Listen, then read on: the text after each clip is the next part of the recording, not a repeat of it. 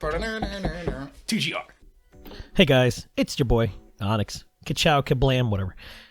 Today, on Something Negative, we're going to talk about remakes and why they're important, but also what that means for the preservation and history of games. So let's just get into it. Remakes are, at the end of the day, pretty important. There's a new generation of gamers that have, arisen in the last 10 years or so. And there's a lot of video games of classic times that are just almost impossible to play. So, remakes give the opportunity for this new generation of gamers to play these classic video games with a fresh coat of paint. But there is an idea that remakes should be the definitive version and replace the originals. To this, I argue, why not both? Why not also preserve the legacy of the creators instead of writing over it? So let's just get into the body.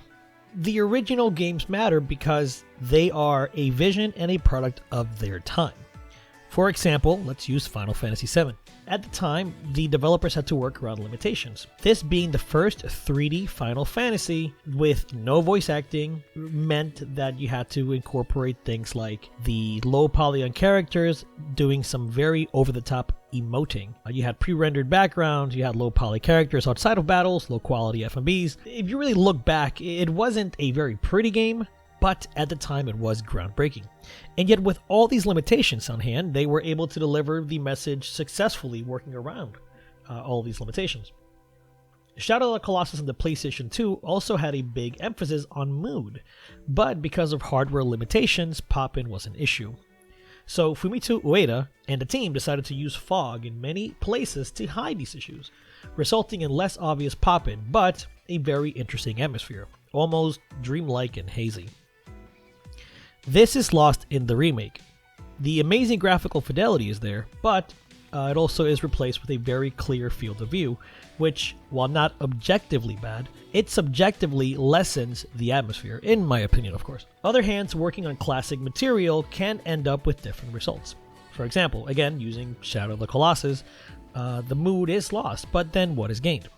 From an interview with Eurogamer, Fumito Ueda admitted that he wanted certain changes in the remake, though he would withhold to say which ones, just in case it didn't make it into the remake. It makes me personally wonder what was approved by Ueda and what was just a creative liberty by the team at Bluepoint. Regardless, we had things like the Wanderer having head tracking when you use the camera, or when there is an item of interest in the vicinity, like lizards or fruits. There's also a bunch of animation fixes, like the Wanderer and how he held the bow in the original, or his poncho animations being completely redone to be more natural using modern physics. In this particular case, these additions were done with the best of intentions, and it is quite obvious the team were huge fans of the originals. So the remake of Shadow of the Colossus is a great product that keeps the spirit, though it does a little bit of the original's mystery and atmosphere. Hence why I would love for companies to preserve the originals in some way. We just need more digital libraries that are easily accessible.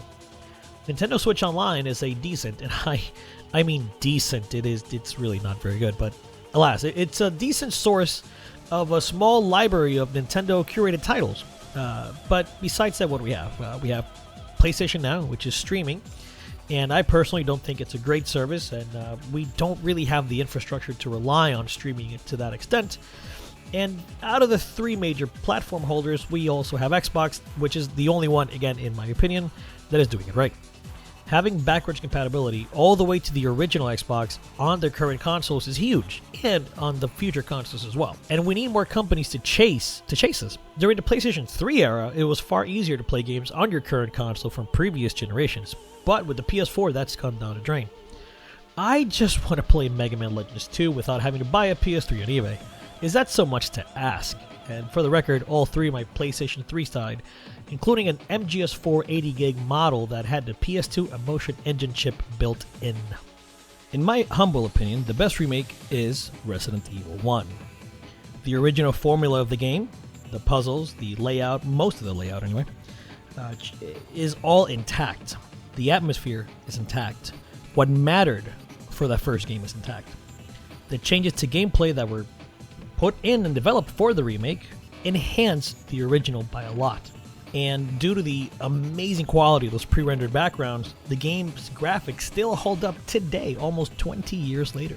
If more companies went this route, over a change of gameplay per se.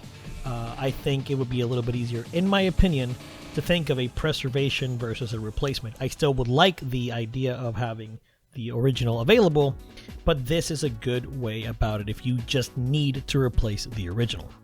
Another example, the Final Fantasy VII Remake, which we discussed the original prior to this, it's also great. It's a fantastic remake that enhances what was there from the original, but as we all know, it is slightly more than just a faithful one-to-one adaptation. Nevertheless, remakes are a complicated discussion, a complicated topic. So, after all of this rambling, my final point is this.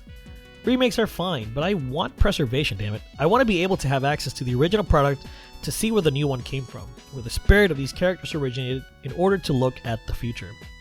The Demon's Souls remake is looming on the horizon, and fan feedback has been mixed. On the one hand, we all want to play that game, it looks gorgeous, and we know Bluepoint will deliver on the graphical department, but at what cost? Once again, mood was very important to the original Demon's Souls experience, and many of the screenshots just looked too clean or too pretty and less oppressive, which the original title did in spades. At this point, only time will tell, but I leave you with this thought. What do we have to lose by preserving the past and history of video games? For a medium so obsessed in following cinema's footsteps, when it comes to preservation, the industry is far, far from their cinematic counterparts. Hope you enjoyed the video. If you want to see more and stay up to date, subscribe, hit the little bell, and join our Discord. If you want to support the channel, please check out our Patreon or hit the join button below. As always, thanks for your support and thanks for watching.